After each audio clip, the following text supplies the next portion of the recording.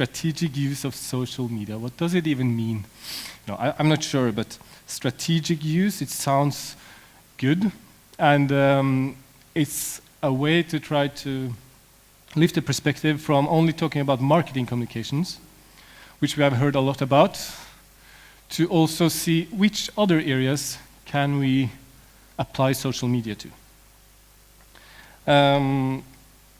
So first, I want to take you into the why social media, but I guess, so far into the Congress, we heard so many arguments for why social media is interesting, so we are not going to stick with this for too long.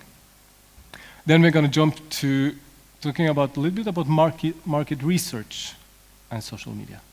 How can social media be used in market research? Then a little bit about marketing communication, then a little bit of customer service and social media, and then innovation. And my idea has been to look to other industries to get some ideas that we can apply to a fertility clinic setting. Because I work in a fertility clinic as a general manager, but I also teach business and social media at the business school, so I try to merge these two worlds together. So why social media? I mean, what I want to say first is this. I think everybody, all of us should start here actually. About the things that we heard today, we need a great website, definitely. You need to have insights about search engines and good rankings. I think you should drive traffic through PPC ads, and also I think you need to know something about analytics. Google Analytics, for example, as the most common tool. These are really fundamentals. So we start here, okay? And then, the web has changed. And we already heard a lot about this, about Web 1.0 and 2.0, the social web. And these are some of the characteristics. I don't think we should go into details here now. But to put it easy, we've gone from an internet where there are a few people controlling the content to an internet which is much more social, where everyone, every consumer of content could be a producer of content. And this has certain implications. And if you look at media behavior or consumer behavior, you could see this is numbers from a survey by Universal McCann. They've done it since 2006 with Wave 1. It's a bit strange, the screen here, so you can't see all the numbers now. But the first survey, they asked people questions like, how many of you during a day have uploaded a video to a video sharing site? And it was like 10% in 2006. And in 2010, Wave 5, it was a little bit more than 40%. This is not the general population. This is among a group called active internet users. They use internet every day.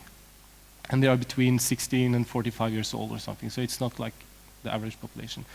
My point is, of course, that the web has become increasingly social. And this is even more interesting. This is a report from Bruce and Company, which was published in 2009, and they talk about the rise of Generation C. And they say that in the course of the next 10 years, a new generation, a Generation C, will emerge. Born after 1990, it means they're 23 years old. These digital natives, just now beginning to attend universities and enter the workforce, will transform the world as we know it. Generation C is connected, communicating, content-centric, computerized, community-oriented, and always clicking. I guess we recognize these people, right? And this, we have patients in mid-20s at our clinic, so they're really entering our market. This gives us a lot of opportunities and also some threats. I'm going to focus on opportunities today. And if we take the first one, market research. Now, can I stand there? No, I can't. Market research is really about understanding consumers and the competitive landscape.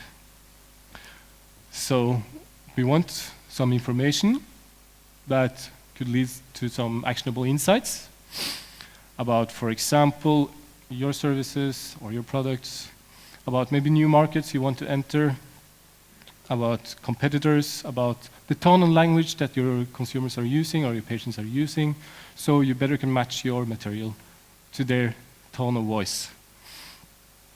So let's say you can find this information. Traditional market research has been about, I mean, there's a lot of good market research in just talking to the patients. So, and of course, continue doing this. But surveys is a more sophisticated way, of course, and focus group, where you gather a bunch of patients together and you discuss certain issues with them, is also a possibility. But then with social media, you have a new way, additional way that you can do market research. And that's about monitoring conversation and structuring the content. So example of this, of course, this is a huge player in another industry. Dell is maybe the most famous one. They have this, it's not so easy to see, but it's a social media listening command center. It's kind of advanced practice. I'm not saying that we are going there.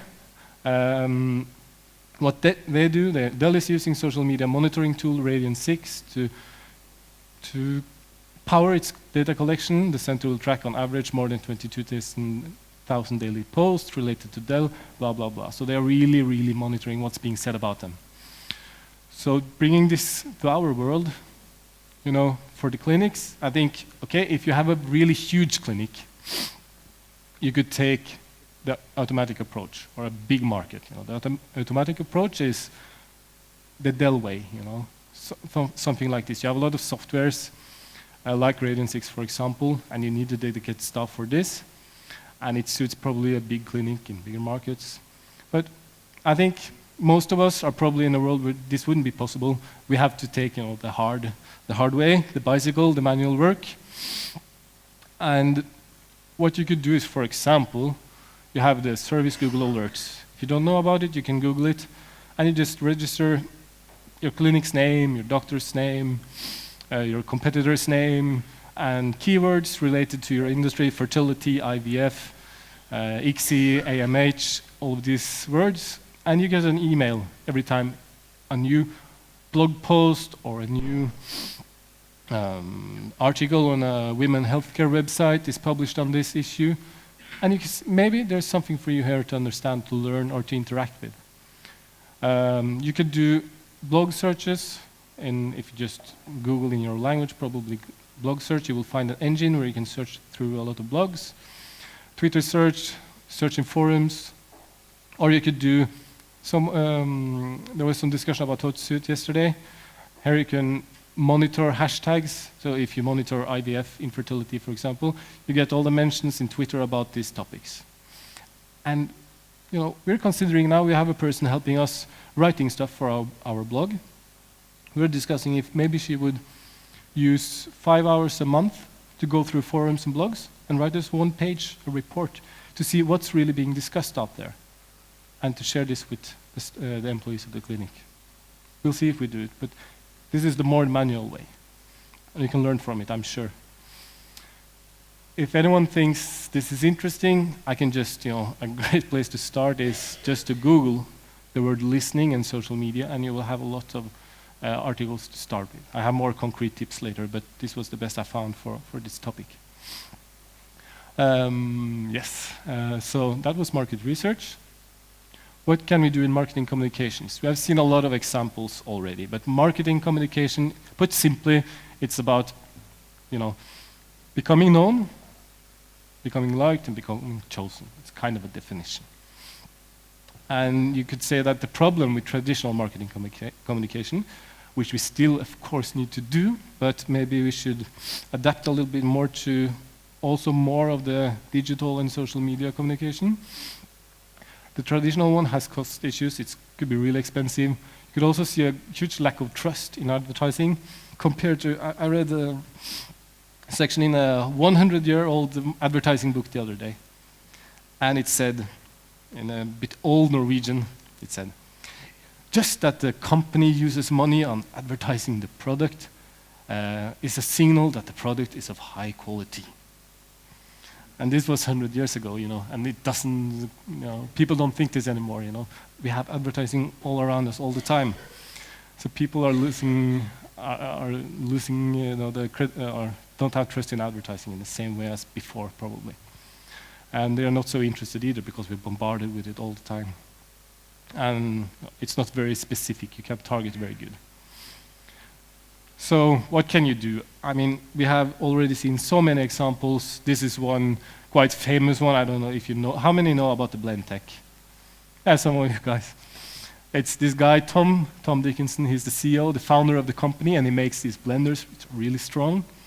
And the marketing manager of the company one day saw him in the basement putting wood like in the blender. He was crushing the wood.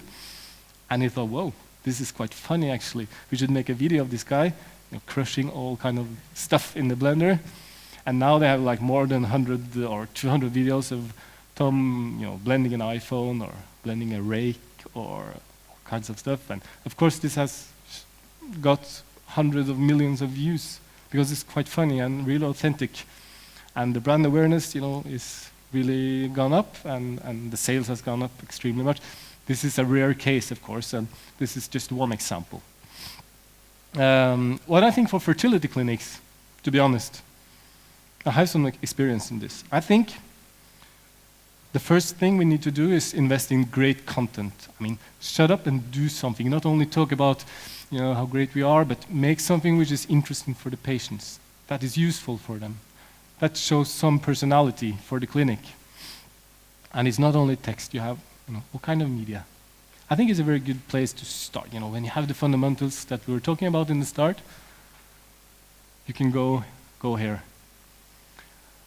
And then, of course, Facebook and Twitter, the popular social networks are interesting. But you need the content. I think you really need the content because having a Facebook account without any great content to share, it's like, going to the October festival without the beer, it wouldn't be any fun, You need really to have something to say.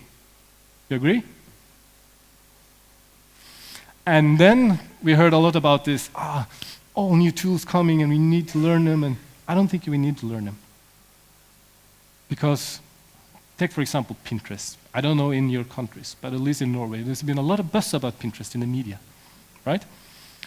But how many users do they have actually in Norway? I think it's like 29,000.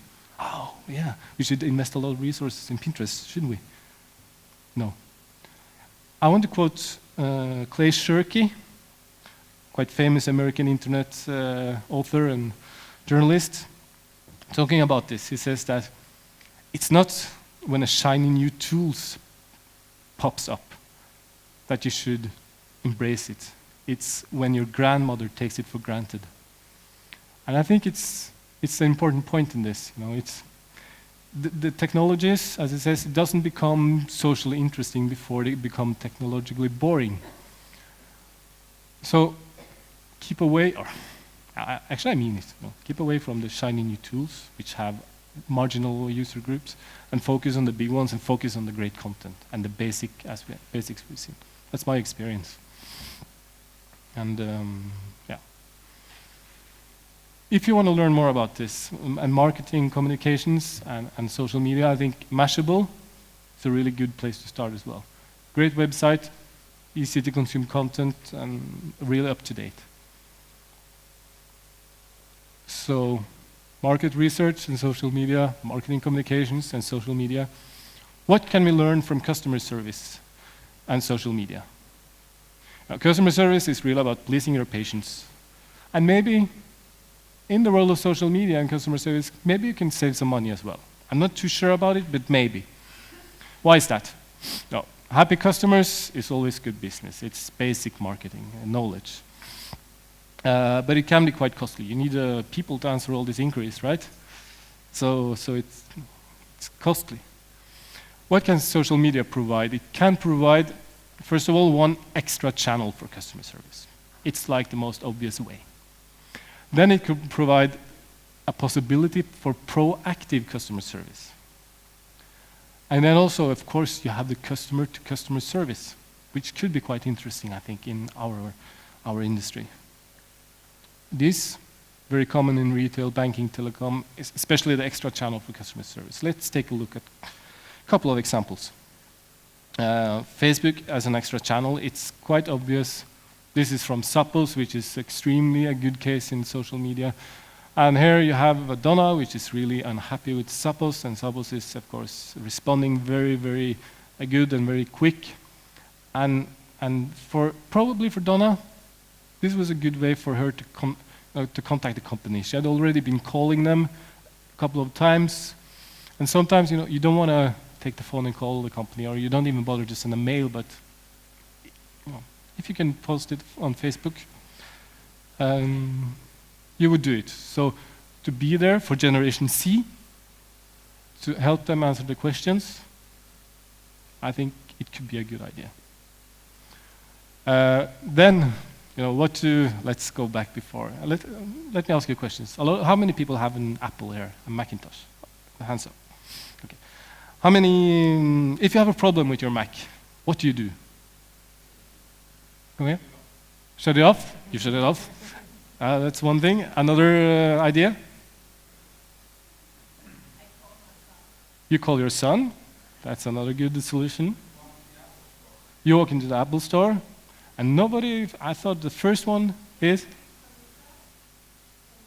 Soluto. What's that? It's a...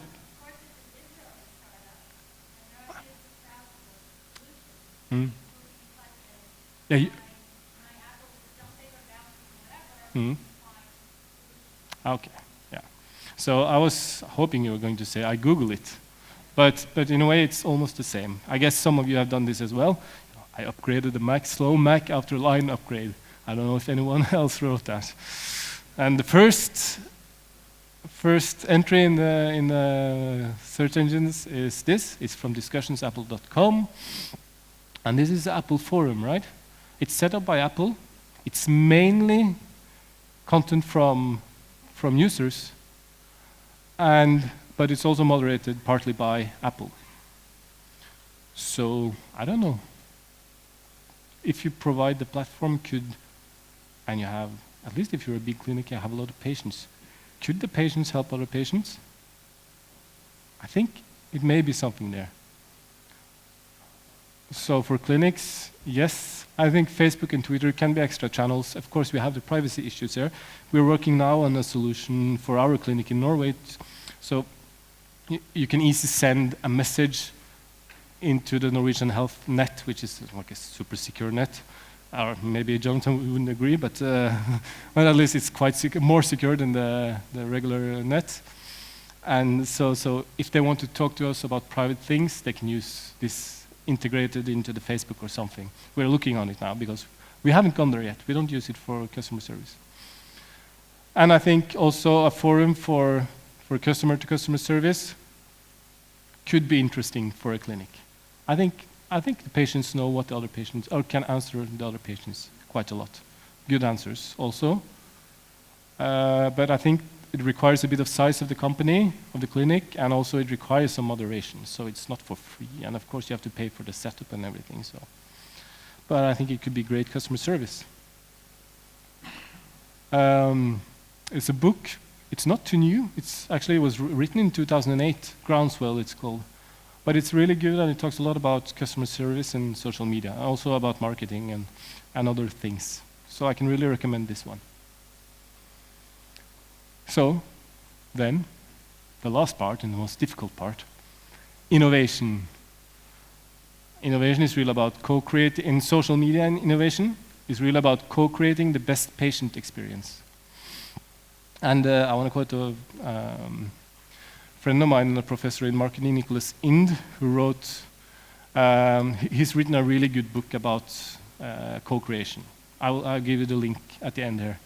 He says that the most successful organizations co-create products and services with customers and integrate customers into core processes. So, this is advanced practice, okay? So if you haven't, got a website yet, first that, and maybe start listening a bit, and maybe create some nice content, and then you can start doing this. And this really requires something of the organization as well. Example, this is widely used example. It's from Starbucks. I don't know how many of you know it, but this is basically a website where you're invited to share your ideas with Starbucks. I would like free Wi-Fi in the Starbucks cafeterias. Of course, I want free coffee.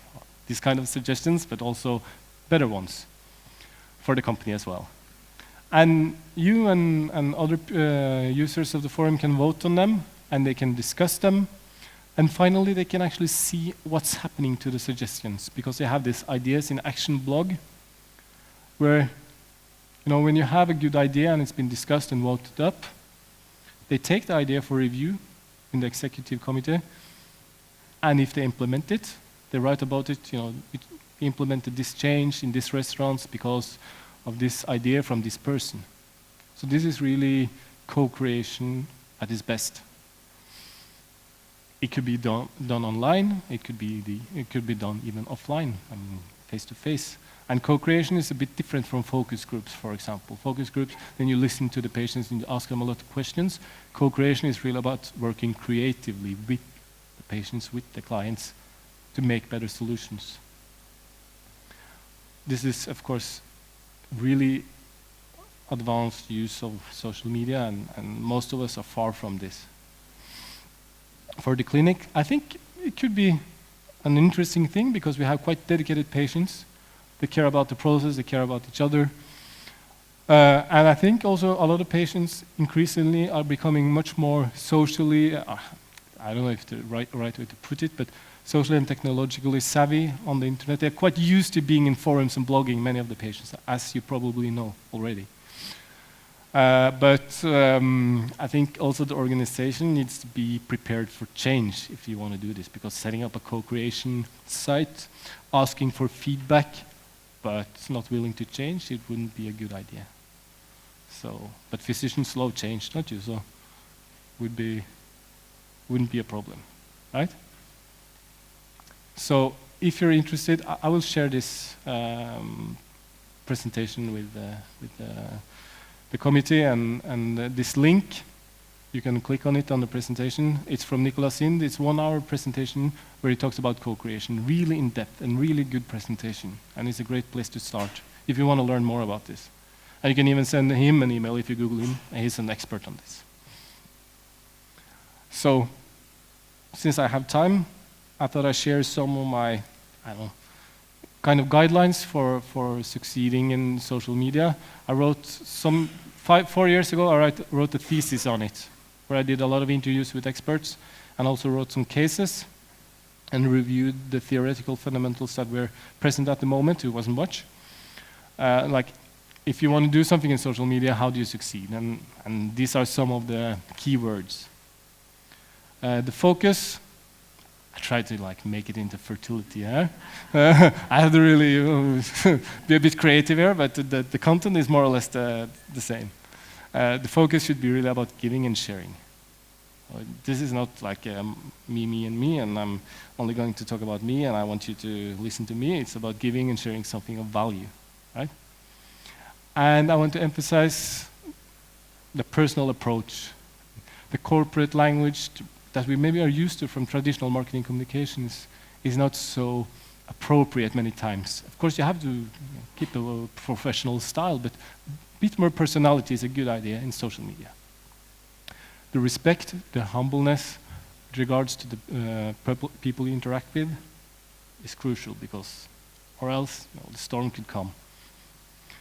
The technology should be friction-free, which means it should be easy to sign up, it should be easy to join, easy to share, not as 10 things that you need to fill out, and make it as simple as possible. This is a really good, important thing.